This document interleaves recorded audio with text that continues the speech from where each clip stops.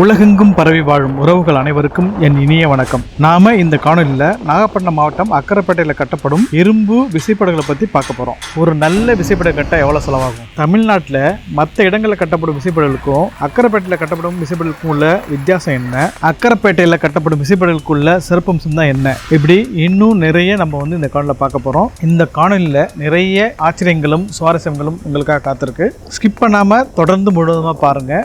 வாங்க காணொலிக்குள்ளே போகலாம். YouTube channel அனைவருக்கும் வணக்கம். நாகப்பட்டினம் அக்கரைப்பேட்டை கிராமத்தை சேர்ந்த நான் 2004 டிசம்பர் சுனாமிக்கு அப்புறம் நாகப்பட்டினத்தினுடைய வாழ்வாதாரம் ரொம்ப பாதித்து போய் மீனவர்கள்லாம் மர விசைப்படகு வச்சுருந்தாங்க.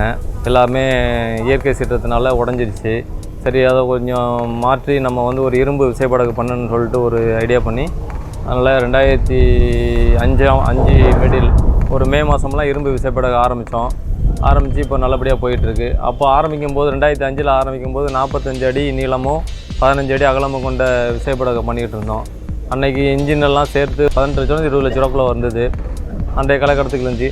அதுக்கப்புறம் ஒரு நாள் ஆக போட்டோடைய நீளத்தை கூட்டி நீளம் 50 அடி 55 அடி 60 அடி 70 அடி 75 அடி இப்போ 24 மீட்டர் அளவுக்கு கவர்மெண்ட்டு நமக்கு இவ்வளோதுக்கு மேலே போகக்கூடாதுன்னு சொல்லிட்டு கவர்மெண்ட்டு ஒரு ரூல் போட்டு 24 மீட்டருக்குள்ளவும் 240 உடைய இன்ஜின் ஆஸ்போருக்கு உள்ள மாதிரியும் இப்போ போட்ட கட்ட சொல்லி கவர்மெண்ட்டோடைய ஆர்டர் படி இப்போ செஞ்சுட்டு இருக்கோம். இன்னைய விலைவாசிகளில் ரொம்ப கடுமையான விலைவாசியாக இருக்குது.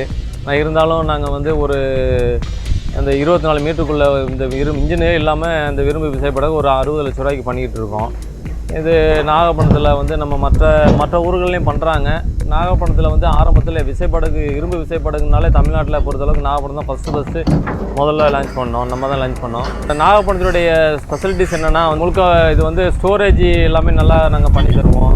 அது இல்லாமல் சொன்ன நேரத்தில் செஞ்சு கொடுக்குறது ஒன்று. இன்னும் குறைந்த விலையில் மற்ற ஊரை எடுத்துக்கிட்டிங்கன்னா லேபர் காஸ்ட்லாம் கொஞ்சம் கூடுதலாக இருக்கும். நாகப்பட்டினத்தை கொஞ்சம் எங்களுக்கு எல்லாமே ஒரு 1/2 கிலோமீட்டரில் எல்லாம் கன்வீனியண்ட்டாக கிடைக்கிறதுனால எங்களுக்கு கொஞ்சம் ஈஸியாக அதை செஞ்சு முடிக்க முடியுது. எங்களுடைய விசைப்படகு நாங்கள் கவர்மெண்ட் என்ன நாம் சொல்கிறாங்களோ அதே ஃபாலோ பண்ணி அதுக்கு உண்டான டீசல் கன்ஸ்ட்ரக்ஷனு மைலேஜ் என்ன கொடுக்கணும், அது உண்டான ரிட்டர்ன் என்ன வரணும், அதெல்லாம் அவங்க ஓனர்கள் விரும்புகிற மாதிரி நாங்கள் செஞ்சு கொடுத்துட்ருக்கோம்.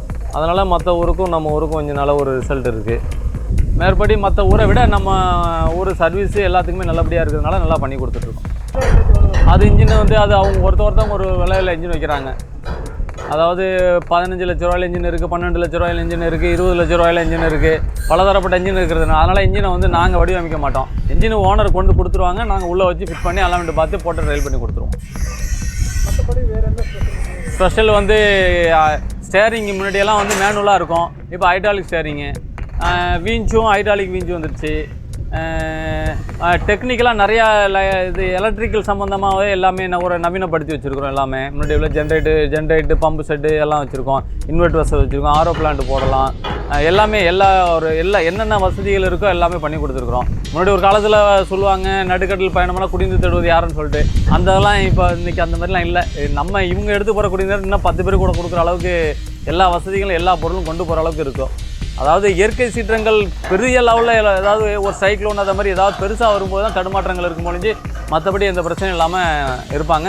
ஒரு மாதம் வரும் தாங்கக்கூடிய அளவுக்கு எல்லார்ட்டையும் எல்லா வசதிகளும் ஸ்டோரேஜ் உணவு வகைகள் உணவு எல்லாமே இருக்கும். இருந்தாலும் அவ்வளோ இருக்க மாட்டாங்க. 10 நாள் 8 நாள் 15 நாளுக்குள்ளே வந்துடுவாங்க. பெரிய பெரிய இயற்கை சீற்றங்கள் வரும்போது தடுமாறி போகிறது தான் இருக்கும் முடிஞ்சு மற்றபடி பிரச்சனை இருக்காது.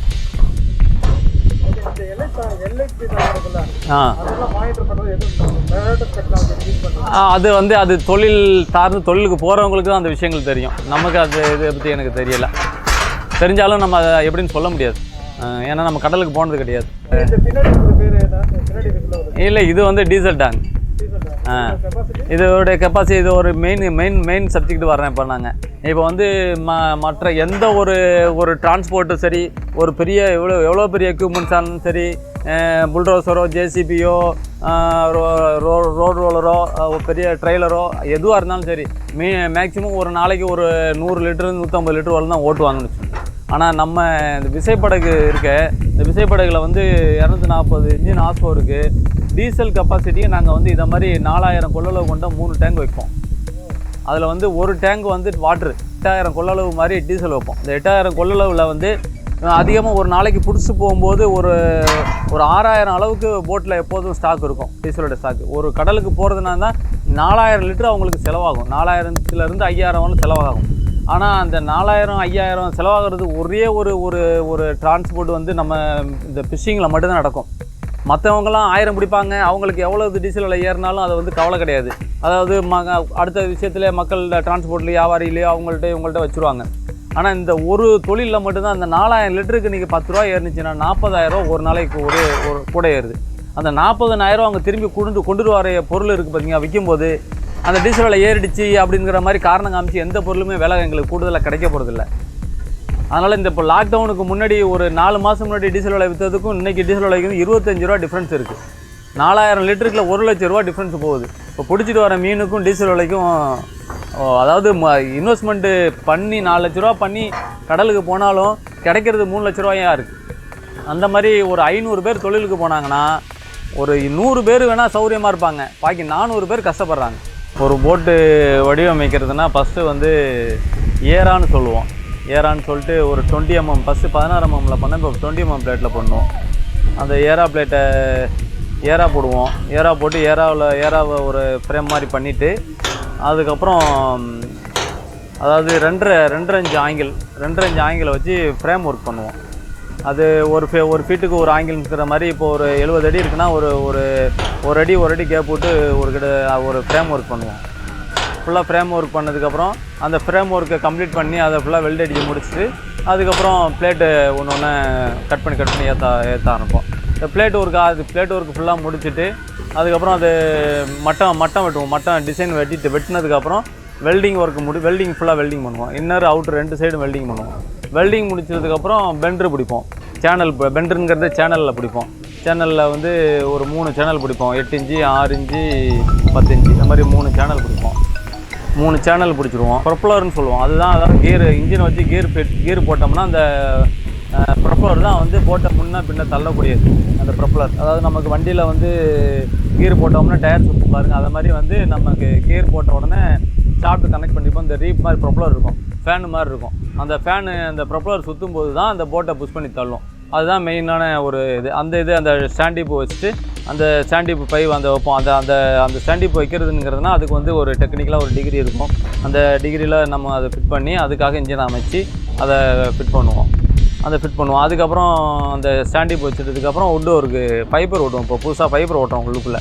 எஃப்ஆர்பி ஷீட்டுன்னு சொல்லிட்டு பெயிண்டிங் சாண்ட்பிளாஸ்ட் பண்ணிட்டு ஃபைபர் ஓட்டுவோம். ஃபைபர் போட்டதுக்கப்புறம் மாசாரி ஒர்க் ஆரம்பிப்போம். அதாவது மேலே டெக்கெல்லாம் வந்து பிளாட்ஃபார்ம் தான், அதாவது மரத்தால் பண்ணுவோம்.